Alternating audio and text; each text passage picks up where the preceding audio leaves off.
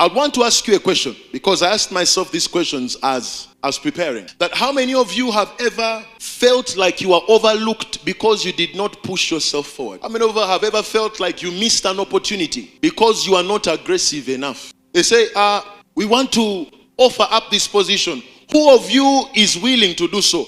And before you've made up your mind, 7 people have already stepped there. And they're fighting for it, and they're fighting for it.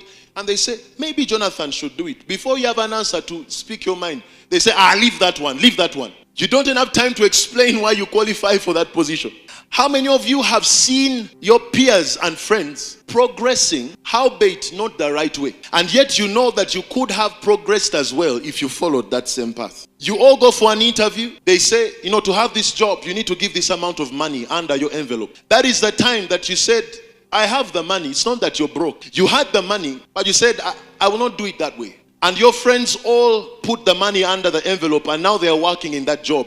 And you know that you had the ability to do the same thing. We have people here, right? And sometimes it seems like it's unfair. Sometimes it seems like we have the short end of the stick. And that's why we end up making statements like, Singa sari molokore. We end up making statements, if I was not born again, you would have seen me. You're lucky I met Christ. If you met me 4 years ago, I would have smacked the life out of you.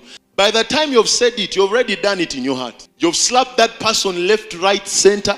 You've abused them in all the vocabulary you know in your mind. So sometimes it looks like it's not fair to be meek.